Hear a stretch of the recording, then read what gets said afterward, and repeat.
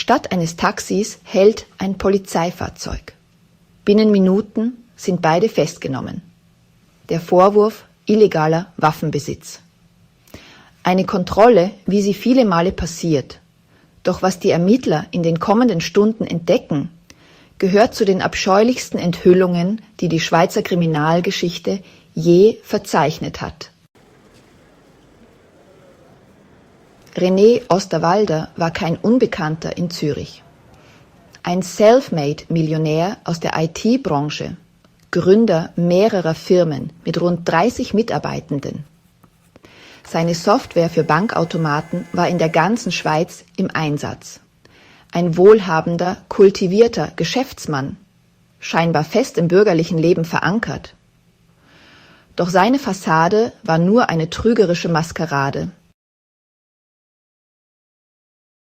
Die Polizei durchsuchte die Amsterdamer Wohnung des Paares, ein luxuriöses Apartment, das aber bald den Anschein eines düsteren Kultortes bekam. Der Ort war dekoriert mit makabren Figuren, satanischen Symbolen und sogar einem Aquarium mit Piranhas. Diese Wohnung war zuvor von der sogenannten Kirche Satans bewohnt worden. Und das Paar hatte Teile der morbiden Einrichtung übernommen. Doch das war nur der Anfang. In einer Deckenverkleidung fanden die Beamten eine versteckte Kammer.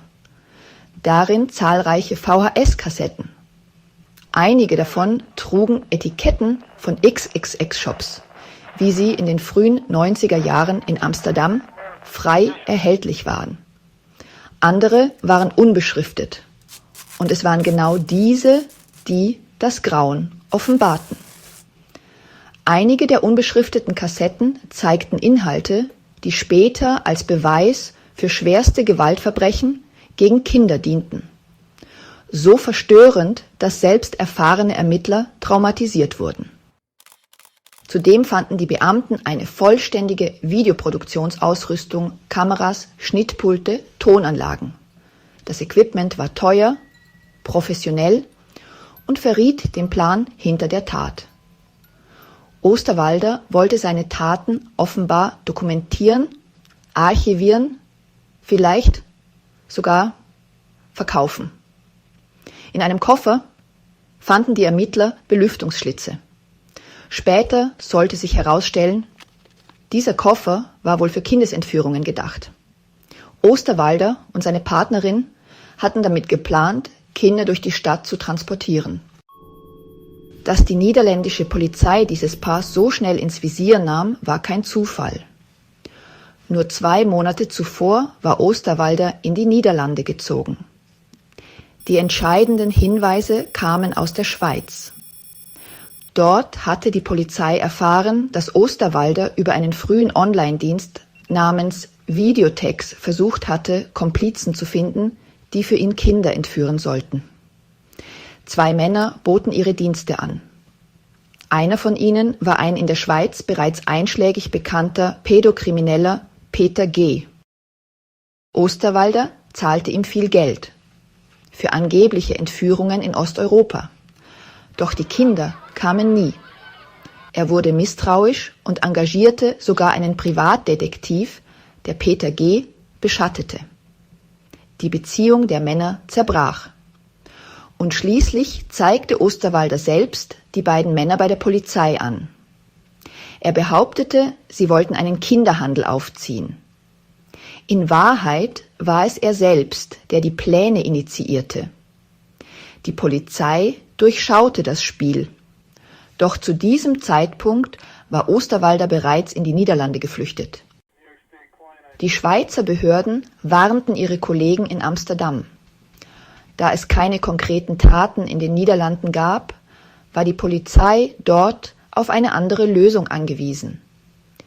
Die Gelegenheit kam, als bekannt wurde, dass Osterwalder illegal Waffen besaß. Dies genügte für einen richterlichen Durchsuchungsbefehl. Und damit begann die Aufdeckung eines der schockierendsten Fälle XXX-Gewalt der jüngeren Schweizer Geschichte. Nach der Festnahme von René Osterwalder und seiner Partnerin beginnt eine der verstörendsten Auswertungen in der Geschichte europäischer Kriminalistik. Die sichergestellten VHS-Kassetten werden in einem gesicherten Raum von erfahrenen Ermittlern gesichtet. Doch was sie sehen, ist so grausam, dass selbst spezialisierte Beamte psychologische Betreuung benötigen. Aufnahmen, die schwere Gewalt gegen Kleinkinder dokumentieren. So schockierend, dass selbst Ermittler psychologische Hilfe benötigten. Ein weiteres Video dokumentiert den Missbrauch eines 12-jährigen Jungen durch beide Täter. Der 12-jährige Junge wird später identifiziert. Es ist der Sohn eines befreundeten Paars, mit dem Osterwalder und seine Partnerin sogar gemeinsam auf Weltreise waren. Die beiden Paare hatten intime Beziehungen, doch keiner ahnte, was der wohlhabende Mann mit dem Kind anstellte. Die Details bleiben in den Ermittlungsakten, aber sie sind eindeutig, Beweise auf Band, unwiderlegbar. Noch grausamer. 2 kleine Mädchen, 6 und 18 Monate alt, werden ebenfalls identifiziert. Ihre Mutter erkennt sie auf einem Foto in der Zeitung. Die Frau war einst von Osterwalder in seine Wohnung eingeladen worden. Ihm war sie als Freund vertraut. Er hatte ihr sogar einen Job in Aussicht gestellt. Da sie ihre beiden Töchter an diesem Tag nicht allein lassen konnte, fragte sie ihn, ob sie mitbringen könne. Er sagte, natürlich, ich liebe Kinder. Und so geschah das Unfassbare. Während die Mutter mit Osterwalders Partnerin für einige Stunden in ein Chalet fuhr, blieben die Kinder bei ihm. Was wirklich passiert war, erfuhr sie erst Jahre später aus der Zeitung. Die Ermittlungen zeigen, Osterwalder hatte ein System entwickelt. Er studierte Foltermethoden aus aller Welt, speziell solche, die kaum Spuren hinterlassen. Er wollte seine Opfer vollständig kontrollieren, ohne dass die Eltern den Missbrauch erkannten. Das war keine spontane Tat. Es war geplant, vorbereitet und technisch umgesetzt wie ein makabres Projekt. Zudem hatte Osterwalder im Keller seines Chalets im Jura eine Torturkammer eingerichtet. Dort standen 2 große Fässer mit Salzsäure, offenbar bereit zur Beseitigung von Leichen. Um die Wirkung zu testen, kauften er und Peter G. Schweinefleisch, das sie in der Säure auflösten. Auch chirurgisches Besteck, medizinische Instrumente und Kameratechnik wurden dort gefunden. Peter G. hatte offenbar sogar bei der Einrichtung geholfen. Dennoch wurde er im späteren Verfahren nicht wie ein Täter behandelt, sondern nur als Zeuge befragt. Eine Entscheidung, die bis heute kritisiert wird. Nach der Verurteilung in den Niederlanden, Osterwalder erhält nur 6 Monate für Waffenbesitz, beginnt der Kampf um seine Auslieferung in die Schweiz. Der Prozess ist langwierig, weil der Mann alle juristischen Mittel ausschöpft. Er wird schließlich 1994 in eine Ambulanz nach Zürich gebracht, angeblich, weil er zu schwach für eine Flugreise sei. Jedes durchquerte Land muss einzeln der Durchfahrt zustimmen. Ein logistischer Albtraum, der zeigt, wie sehr der Täter sich seiner Verantwortung zu entziehen versuchte. In der Schweiz schweigt Osterwalder zunächst. Er verweigert jede Kooperation mit den Ermittlern, im Wissen, dass ihm dort wesentlich mehr droht als in den Niederlanden. In einem späteren Interview beklagt er sich sogar darüber, dass er seine Kleidung aus Zürich nicht holen darf. Er bezeichnet die Berichterstattung über ihn als unfair und lässt wenig Reue erkennen. In einem offenen Brief an eine Zeitung behauptet er wolle mit dem Schadenersatz für verletzte Persönlichkeitsrechte einen Hilfsfonds für die Kinder gründen. Es wirkt wie blanker Zynismus. Seine Partnerin behauptet unterdessen, sie sei nur ein Opfer gewesen, habe unter seiner Kontrolle gestanden. Doch die Beweise sprechen eine andere Sprache. Bereits bei der ersten Festnahme in Amsterdam hatte sie der Polizei Hinweise auf das Versteck der Kassetten gegeben. Später distanziert sie sich von ihren Aussagen. Ein widersprüchliches Bild entsteht. War sie Mitläuferin, Mitwisserin oder Mitplanerin? Die Wahrheit ist vielschichtig, doch eines ist sicher. Beide haben diese Verbrechen gemeinsam begangen. Die Spuren führen nicht nur in ein dunkles Apartment in Amsterdam, sie reichen bis in die vermeintlich heile Welt der Zürcher Oberschicht. Osterwalder war nicht nur Täter, er war Teil eines Systems, das lange wegsah. Wenn dich dieser Fall genauso fassungslos macht wie mich, wenn du denkst, dass solche Geschichten nicht vergessen werden dürfen, dann hinterlasse ein Like. Der Strafprozess gegen René Osterwalder beginnt im Jahr 1997. Die Beweislast ist erdrückend, mehrere Stunden Videomaterial, Zeugenaussagen, Gutachten. Doch die Frage bleibt, welche Rolle spielte seine Partnerin wirklich? Und wird das Strafmaß dem unfassbaren Ausmaß der Taten gerecht? René Osterwalder gesteht nur, was sich nicht mehr leugnen lässt. Die Videoaufnahmen zeigen ihn eindeutig. Seine Stimme, sein Gesicht, seine Wohnung. Alles ist dokumentiert. Doch in typischer Tätermanier versucht er, die Verantwortung zu verschieben. Er belastet seine Partnerin, deutet an, sie habe ihn zu einem Teil der Taten angestiftet.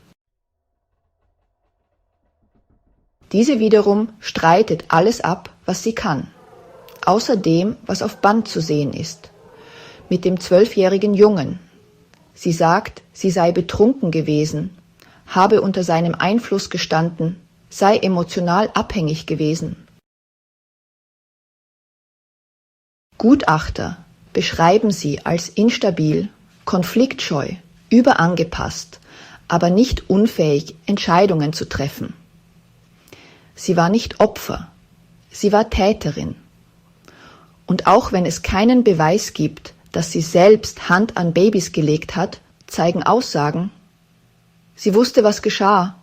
Privatdetektive berichten, wie bei gemeinsamen Abendessen regelmäßig über Kindesmissbrauch gesprochen wurde, offen, fast beiläufig. Niemand habe eingegriffen. Niemand habe es ernst genommen. Peter G., der Mann, der Osterwalder einst helfen sollte, wird im Prozess als Zeuge geladen und erscheint betrunken. Er ist nicht verhandlungsfähig.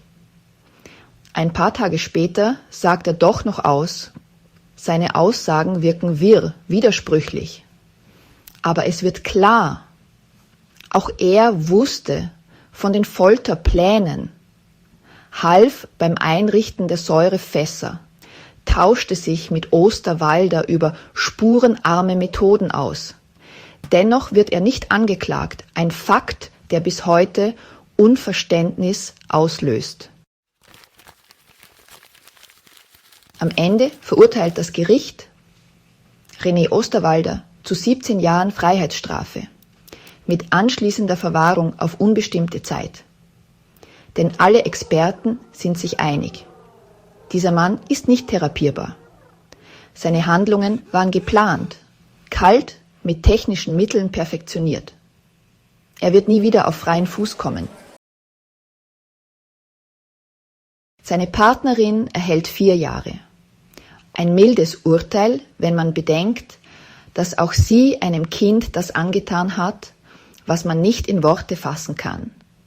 Sie hatte bereits lange Untersuchungshaft hinter sich und wurde kurz nach der Urteilsverkündung freigelassen.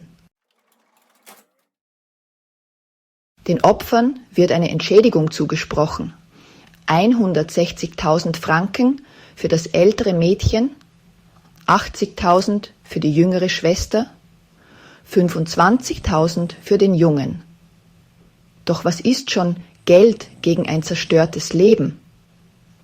Die kleinen Mädchen sind traumatisiert, lassen sich nicht untersuchen, meiden Männer, selbst Ärzte. Ein Gutachten spricht davon, dass sie psychisch zerstört sind. Heute, mehr als 30 Jahre später, gibt es kaum noch Informationen über sie. Das ist gut so. Die Schweiz schützt ihre Opfer. Kein Nachname, kein Foto, keine Schlagzeilen. Nur stille Hoffnung, dass sie irgendwann ein Leben in Sicherheit und Frieden führen konnten. René Osterwalder sitzt immer noch in Haft. Seine Verwahrung wird alle 5 Jahre überprüft, bislang ohne Änderung. Er behauptet inzwischen, Gott gefunden zu haben, sich gewandelt zu haben. Doch die Behörden sehen keinen Beleg für echte Reue oder Einsicht. Er wird wohl nie wieder frei sein. Zu groß ist die Gefahr. Dieser Fall, so grausam er ist, wirft auch große Fragen auf. Wie konnte ein angesehener Unternehmer mitten in der Gesellschaft so lange unbehelligt agieren? Warum hörte niemand auf die leisen Warnzeichen? Und warum wurden einige Beteiligte nie zur Rechenschaft gezogen? Am 16. April 2025, fast 3 Jahrzehnte nach seiner Festnahme, stirbt René Osterwalder im Alter von 70 Jahren durch einen assistierten Suizid. Der Ort nahe der Justizvollzugsanstalt Pöschwies im Kanton Zürich, wo er seit Jahren auf unbestimmte Zeit verwahrt war. Seine Tatgeschichte, der Missbrauch und die Folterung mehrerer Kleinkinder, hatte ihn zum Symbol eines der abscheulichsten Verbrechen in der Schweiz gemacht. Nun ist er tot, doch die Diskussionen hören nicht auf. Die Sterbehilfe wurde von einer externen Organisation begleitet, außerhalb der Gefängnismauern, wie es das sogenannte Trennungsprinzip verlangt. Dieses Prinzip soll sicherstellen, dass keine staatlichen Organe, insbesondere nicht Anstaltsärzte, in den Verdacht geraten, über Leben und Tod zu entscheiden. Dennoch spaltet Osterwalders Tod die öffentliche Meinung. Einige Stimmen sehen darin einen unzulässigen Ausweg, dass ein Täter, der so viel Leid verursacht hat, sich nun selbst seinem Schicksal entziehen konnte. Andere argumentieren. Auch Verwahrte haben das Grundrecht, über ihr Lebensende zu bestimmen. Mehr als 50% der Befragten in einer Umfrage sprachen sich für dieses Recht aus, auch im Fall von Schwerverbrechern. 1/3 war dagegen, die übrigen blieben unentschlossen. Experten wie Strafvollzugsjurist Benjamin Bräger unterstützen die Entscheidung. Wer lebenslang verwahrt wird, so sagt er, muss auch die Möglichkeit haben, in Würde zu sterben, selbst in Haft. Bräger schlägt vor, künftig Hochsicherheitspflegeheime für betagte, schwerkranke Häftlinge zu schaffen. Auch Ethikerinnen wie Sophie Häsen plädieren für sogenannte Gefängnishospize. René Osterwalder ist der zweite bekannte Fall eines verwahrten Sexualstraftäters in der Schweiz, der durch assistierte Sterbehilfe starb. Der erste war Peter Vogt im Jahr 2023. Seither ist das Thema gesellschaftlich politisch und juristisch stark umstritten. Fest steht: Osterwalder wird nie mehr jemandem wehtun, aber seine Taten bleiben im kollektiven Gedächtnis. Nicht nur wegen der unfassbaren Brutalität, sondern auch, weil sie zeigen, wie dünn die Decke der Zivilisation manchmal ist. Denkst du, Gerechtigkeit wurde hier wirklich erreicht? Und wie sollten wir als Gesellschaft mit solchen Tätern umgehen? Vergiss nicht, Geschichten nicht in Vergessenheit geraten. Und abonniere den Kanal für weitere echte Kriminalfälle, die erzählt werden müssen.